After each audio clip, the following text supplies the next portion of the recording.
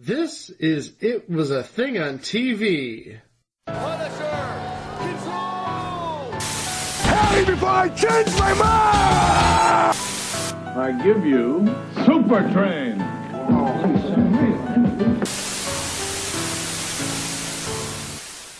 Episode 321, submission number 1949, the Starland Vocal Band Show. The Starland Vocal Band Show aired on CBS from July 31st, 1977 to September 4th, 1977 for 6 episodes. And usually we'd air the theme song here, but for reasons that will become really obvious later on, we can't. Because, well, the first song that they perform on every episode, and I know this because I've watched all 6 episodes, is their one and only hit. That would be 1976's Afternoon Delight.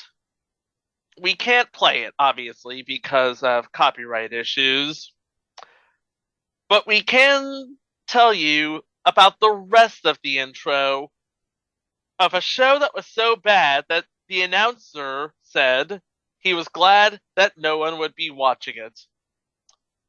And the show was actually so bad that it was canceled shortly after the 6 episodes went to air. The announcer, on the other hand, he's done well for himself. And, well, I'm just gonna play the intro and let you figure it out. The Starland Vocal Band, giving concerts and performing with some of America's brightest comedians. You guessed it, gang. Behind me, a crack production crew. It's a Sunday night. What do you got to do anyway? So, gentlemen, start your tape machines. Well, that was a very young meteorologist out of Indiana named Dave Letterman. We all start somewhere, and David Letterman started on this show, which featured this group.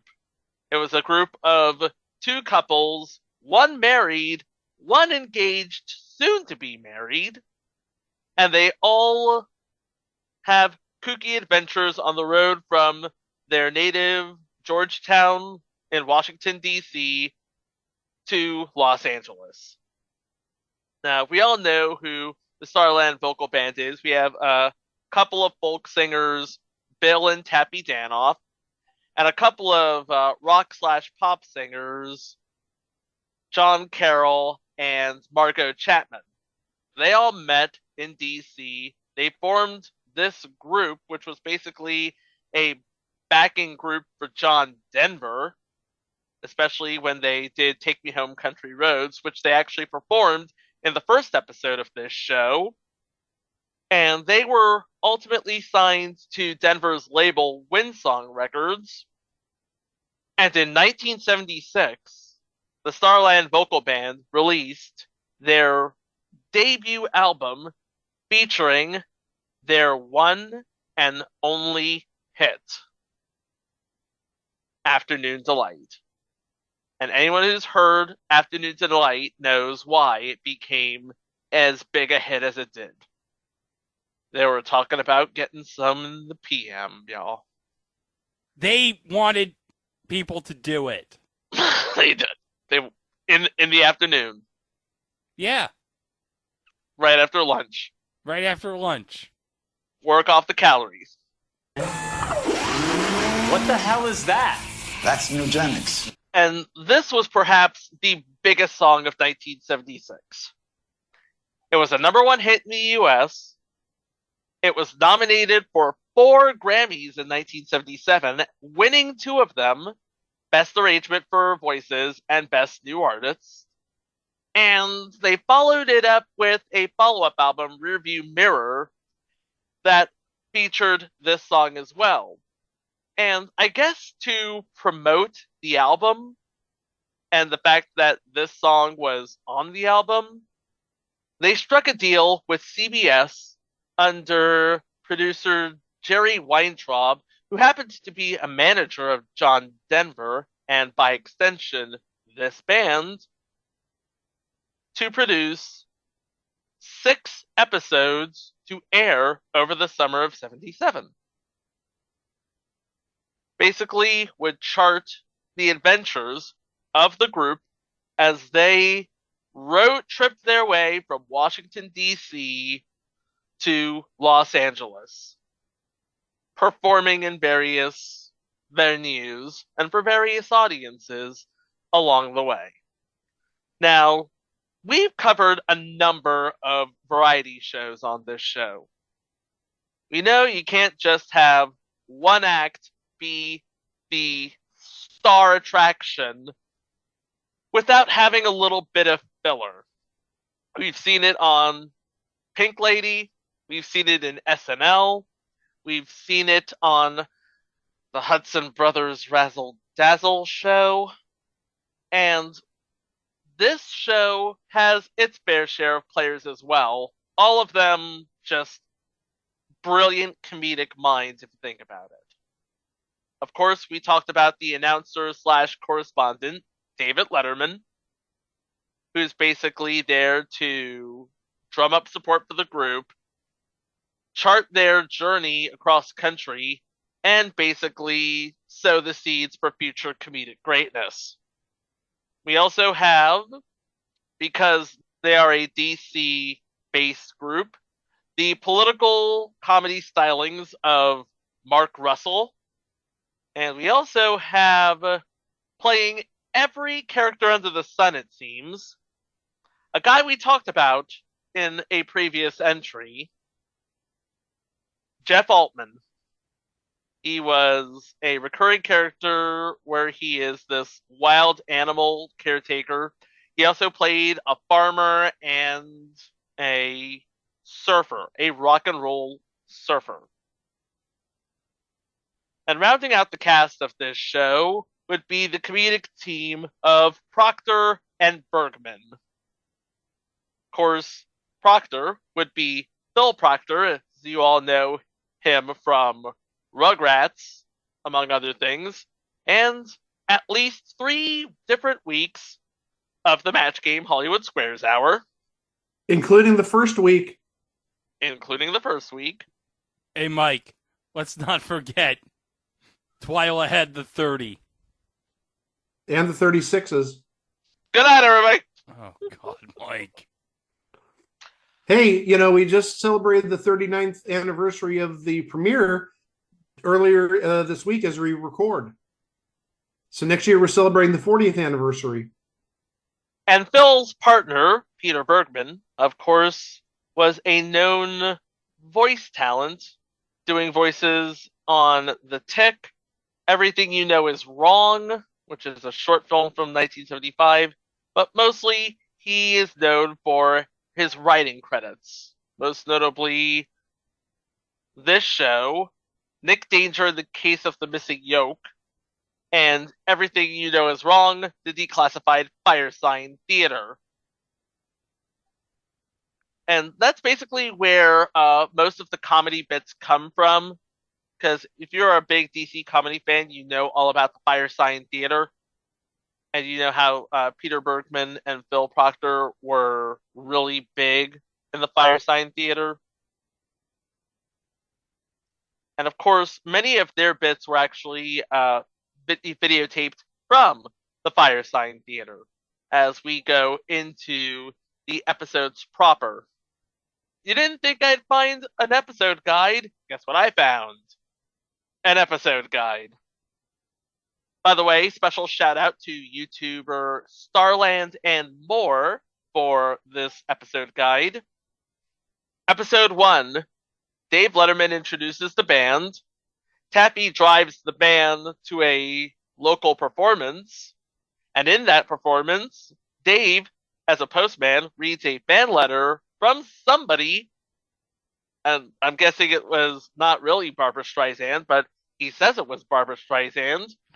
And really, that's all the proof you need. Come on. Yeah. This is how you know it's a bit. Then we go to the Renaissance Fair with Proctor and Bergman. right before we see the band sitting in an overgrown field sipping lemonade. And Bill and Margot do the old pie-in-the-face comedy skit, where Bill is looking for somebody to throw a pie in their face. Margot goes into a file cabinet and gets pied in the face.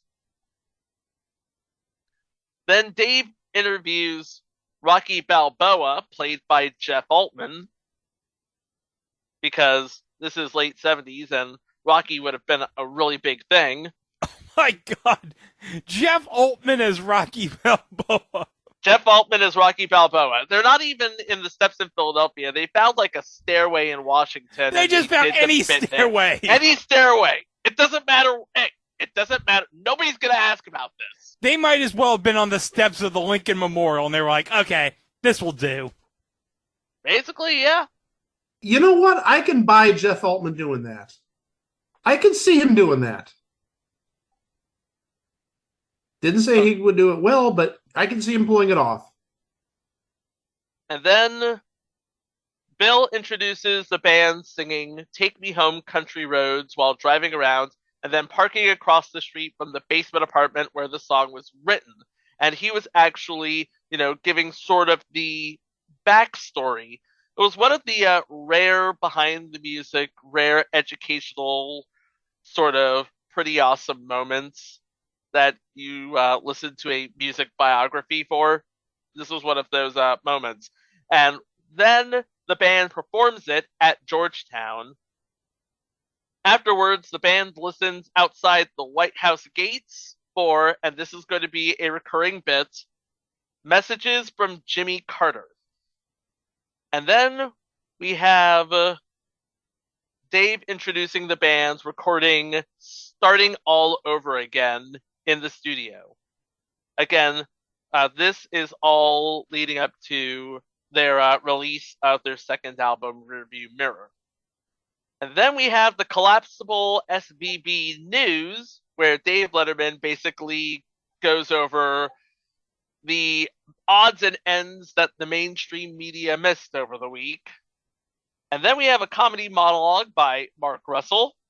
Then we have the band at Pepperdine singing Friends with You. And then the band says goodnight to the audience.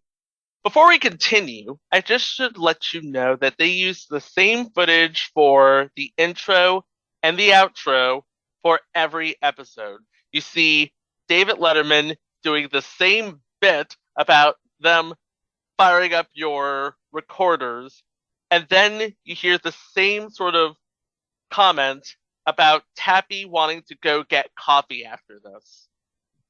They don't even make an effort to try and dance around. It's like, okay, we're just putting a show together. Let's get it on the air as fast as possible, and then just whatever happens, happens. Episode 2, we have the intro. Then the group performs Hail, Hail, Rock and Roll outside of Tower Records in LA. Then we have Letterman and Altman at another comedy bit. Then we have Tappy visiting the Funhouse at Glen Echo Park, where it was supposed to be designed to be really, really scary and really, really creepy, but Tappy walks through it, and there's not really much of a reaction you get out of her. The only reaction you get is when you see this drop-down prop, and then she runs out of the funhouse. Like, it's supposed to be a haunted house instead of a funhouse. Now, I don't know if it's still at Glen Echo Park. Frankly, I don't know if Glen Echo Park is still there. I'll get into why this failed in a moment, but let's go over the episodes again.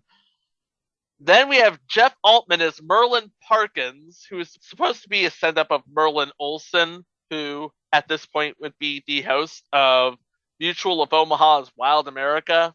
Greg here in editing. I think Chico was confused because that is supposed to be a send-up of Marlon Perkins, the host of Wild Kingdom. And Merlin Olsen, obviously, is the former cast member of Little House on the Prairie / NBC football commentator. And it's basically him doing shtick, and again, it's Jeff Altman. It either lands or it doesn't. And then we have John of the group looking for t-shirts publicizing the band from David Letterman. And he gets all of these shirts all horrendously wrong, except for one shirt where he has the proper name of the band, but it's upside down. Then the band performs The Light of My Life at an outdoor picnic. Then we go back to the cellar door where Proctor and Bergman are doing another comedy bit. Then we have another bit with the bands listening in to Jimmy Carter. Then Prism is being recorded in a studio. We have the news with Letterman. Another bit with Mark Russell. And then we close the show with a Georgetown performance of Rearview Mirror. Episode 3. After the intro, the group performs Everyman outdoors at what appears to be a picnic with grade schoolers. Bill and Tappy are approaching rock surfer Jeff Altman, who looks like he's about to surf the Potomac River. I can't even begin to unpack this. Then we have the news with Letterman. Another bit with Merlin Parkins. Taffy visiting the Federal Bureau of Nicknames, manned by Jeff Altman, of course. And he's basically giving her the business about the nickname Taffy. The band finally meets Jimmy Carter after hearing his messages for the last couple of weeks. The band is recording Liberated Woman at the Cherokee Studios. In this performance, you can see John tapping his foot, and Tappy's looking at him and telling him, don't do that, because we're still recording. And it's like, Margot and Tappy are basically doing the fingers on lips motion to John, telling him not to make any noise. No, don't do any noise. And then John, at the end of the song, was basically telling everybody to... They're basically, giving her the business now. Oh, yes. Then we have another Starland Vocal Band mailbag, where we have David showing off the studio audience of the show, which is basically stock footage of a studio audience from, like, the 30s and the 40s. And then it's time for Mark Russell again. And then another Proctor and Bergman skip, another Letterman and Altman skip, and then California Day performed at the cellar door, followed by another Proctor and Bergman skit, and then the group says goodnight. And then we go to episode 4, where they finally make it to LA and perform. Well, actually, they've been in LA for a while, like we said, for their basically crisscrossing the country. But this one begins in LA, where they perform Baby You Look Good to Me Tonight, outside of Tiny Nailers. I wonder is Tiny Nailers still in Los Angeles? Probably not, but if it were, it'd be really historic. And then we have Margot meeting David as an outdoor man in a field where he's planting rabbits. And like many people plant vegetables, he's planting rabbits. And he digs one out of the ground, and Margot's like, I don't want to take that rabbit, I'm a vegetarian. So David just ends up tossing the stuffed rabbit off screen. It's weird. Then we have the band at Glen Echo Park exploring the history of the park, including the Funhouse, the Spook House, and the bumper cars. Another bit with Merlin Parkins, Jeff Altman and David Letterman at another Renaissance fair. Then we go to Pepperdine University, where a bunch of students are listening to the band perform Mr. Wrong. Then the band is recording Ain't It the Fall in studio, which is basically Bill singing. Then we have all 4 of the regular performers together: David Letterman, Bill Proctor, Peter Bergman, and Jeff Altman. another Mark Russell bit, and then The Man Who Couldn't Get Away live at the Cellar Door in DC. Then we go to episode 5, which begins with third-rate romance at the Cellar Door, Letterman and Altman performing a bit, John Carroll visiting the funhouse at Glen Echo Park. Supposedly, he has a better sort of grasp of how to react at that funhouse than Taffy did, because we see some expressions on his face. Oh, by the way, we finally see Jimmy Carter addressing us, and guess who's playing Jimmy Carter? Let me guess who's playing Jimmy Carter. I'll take a guess. Go ahead. Is it Rich Little? No. Oh my God! I'm curious. Who's playing Jimmy Carter? Jeff Altman. Oh, of course it's Jeff Altman. Because of course he is. Now you see why he got the pink lady in Chef Shop. Because Jeff Altman, he'll do anything. Well, obviously. Then we have the Proctor and Bergman comedy skit. Then we have the band talking about Bill helping Emmylou Harris write Boulder to Birmingham. And if you've ever heard Emmylou Harris perform Boulder to Birmingham, it is like one of her signature songs. It's really, really good. And that song is performed by the band at Georgetown. Taffy and Margot meet Dave in another bit. Then we have another song, Too Long a Journey, performed in the studio. And at the last minute, Bill has to instruct John to move up to the microphone as he has the lead vocal, and it looks like Taffy tries to hide her face to show she isn't laughing. At this point, the band pretty much knows, yeah, we're on camera. We better just watch ourselves here. And then we have the news with David Letterman, Mark Russell, and the song Starland, which is actually a B-side to Afternoon Delight from the first album. And then we have the final episode from early September, which features the song Fly Away, performed at Pepperdine, which Margot used to sing with her former band called Breakfast Again. The news with Letterman, the band at Glen Echo Park where Taffy and Margot sing side by side, a jam session at the Cellar Door where John does a Bob Dylan impression as Donald Duck. What? I guess we know who the funny guy in the group is. Then Letterman and Altman do the Dumb Waiter comedy sketch. Then the band performs American Tune, which is just as folksy as the 70s ever got, if you ask me. We have another bit with the bands listening to Jimmy at the White House.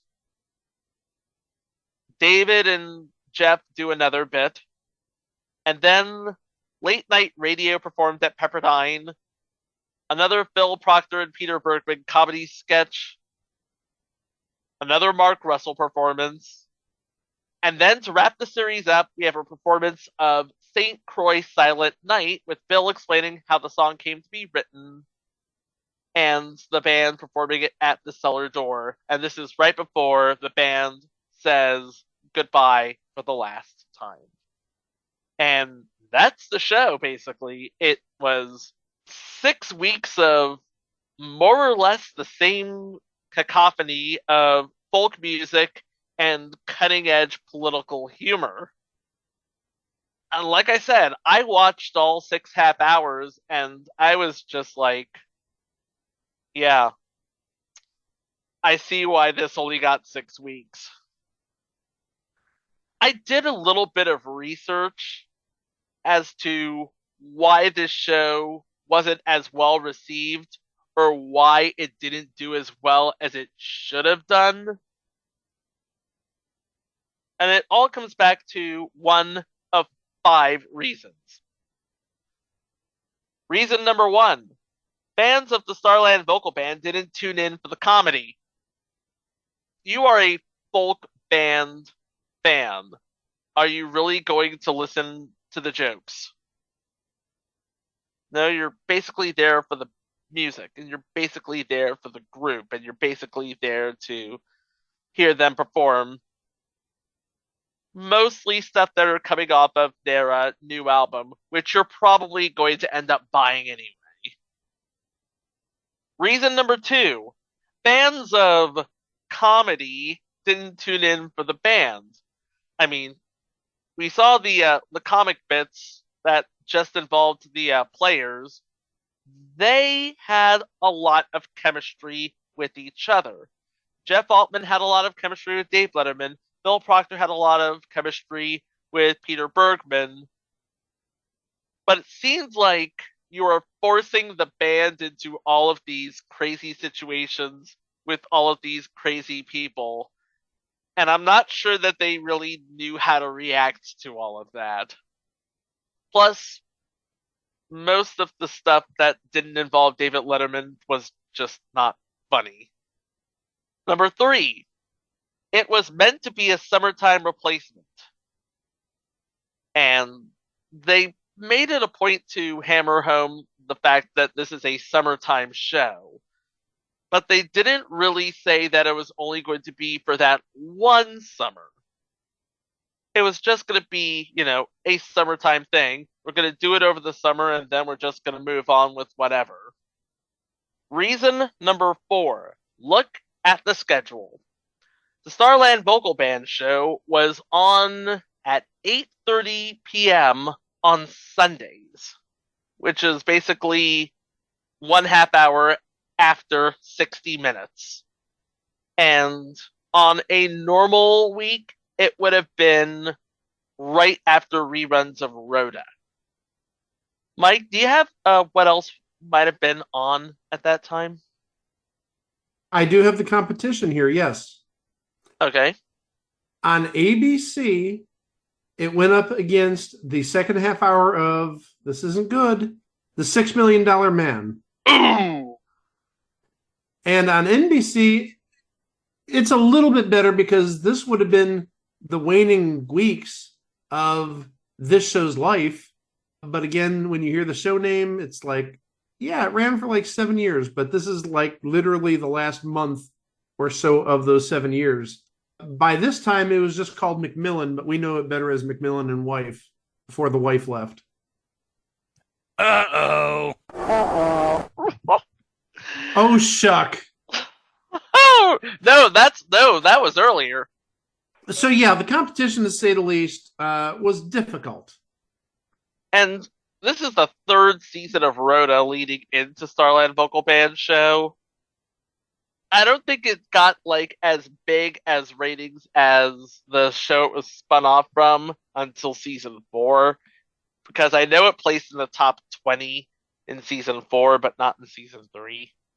But it only lasted 3 months into its 5th season. It was canceled in late 78. Oh, yeah. And then there was the 5th reason. Oh, yeah. And the band imploded. Let's do a little bit of a comparison here.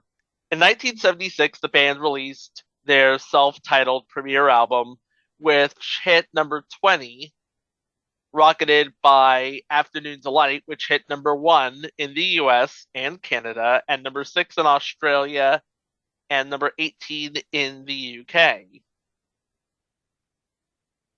Then they had minor hits with California Day and Hail Hail Rock and Roll, none of which hit the top 40, but all of which hit the Billboard Hot 100.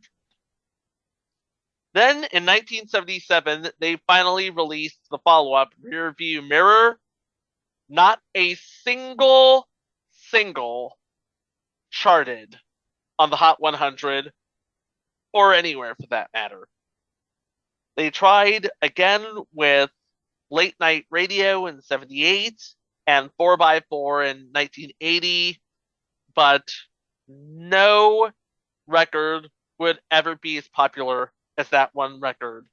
And the group did not find another commercial or critical hit after it. To the point where in 1981, not only did the group break up, Bill and Taffy got divorced. And the year after that, Margot and John, who would have been married for 4 years at that time, also got divorced. So yeah, the band pretty much imploded. And ultimately, the Starland Vocal Band went down in history as one of the greatest one-hit wonders of the 1970s. Thoughts, guys? You know what this show reminded me of? And you actually mentioned it earlier in this episode. It reminded me of the Hudson Brothers Razzle Dazzle show. Oh, God. Well, it did, just because it just felt like, from what you've said, you almost couldn't like differentiate between the first show and the sixth show. And I know that was probably by design, but it just felt like there was little variety, if you will. Variety in the skits and all that. Why'd you have to remind me of the Hudson Brothers Razzle? Well, again, I'm just giving my initial reaction. So, you know, it may bother you, but the thing is, it's my initial thought. Yeah, at least this show had David Letterman on it. Yeah, that makes it way better than the Hudson Brothers Razzle Dazzle show. And like I said before, you can actually see where the seeds of greatness are being sown by David Letterman, especially in this mailbag segment. Because, like I said, some of these episodes had fan mail delivered by Dave Letterman in a mailman's garb, so to speak. Oh, yeah, that feels good. What a wonderful woman. Gotta get that recipe for crumb cake. One of my favorite occupants. Well, hi once again, home viewers. As that noticeable lull in the show indicates, it's time for the Starland Vocal Band mailbag. Our first letter this week comes from Barbara Streisand of Hollywood, California. Barbara did not include her age. Remember to put your age on your letters, boys and girls, and if you're not sure, ask Mom and Dad. Barbara writes, Dear Starland Vocal Band, how old are you? How much do you weigh? How tall are you? P.S. Is one of you really John Denver? Well, Barbara, those are questions we get all the time, but believe me, they are the kind of questions we never get tired of answering. So here we go. The Starland Vocal Band is 113 years old. They tip the scales at a trim 538 pounds and are 22 feet 8 inches tall. In fact, if you laid the Starland Vocal Band end to end, and I've seen it done several times, they would be long enough to cause passers-by to remark, call the authorities. And in answer to your last question, is one of the Starland Vocal Band really John Denver? We hear this one all the time. No, one of them is not really John Denver, but we don't know which one. Well, that's all the time we have for the Starland Vocal Band mailbag this week. Remember, we cannot return envelopes, so send your letters in envelopes that you don't need anymore. You'll be glad you did. You could definitely see where David Letterman was going creatively. But yeah, Mike, it was your basic run-of-the-mill variety show, which didn't have much in the way of variety, a la the Hudson Brothers Razzle Dazzle show. I mean, the only thing that this show had over the Hudson Brothers was David Letterman, Jeff Altman, Philip Proctor, and Peter Bergman, and Mark Russell, and a pretty nifty-looking van. Oh yeah, and a song about getting a little something-something in the afternoon.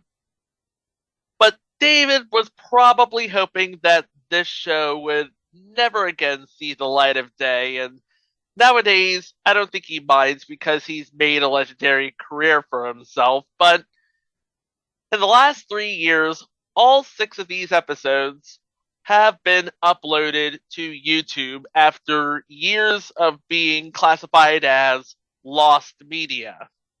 So you can actually go to Starland and More, and you can watch all 6 episodes. Of course, some of them have Afternoon Delight ripped out of them for copyright reasons, and understandably so.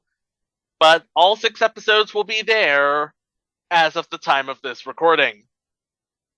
Anything else? That's it. That's it. Yeah. Starland Vocal Band, one of the greatest one-hit wonders of the 1970s. David Letterman, one of the greatest comic minds of our generation. Jeff Altman, he would go on to star in a show with Pink Lady. Phil Proctor, he would do 3 weeks of Match Game Hollywood Squares Hour. Peter Bergman, he would keep writing, but this show would continue to be a thing on TV. Oh yeah, and Mark Russell made a name for himself on PBS. Cannot forget that. Oh, and Chico, Mark Russell was also on a week of Match Game Hollywood Squares.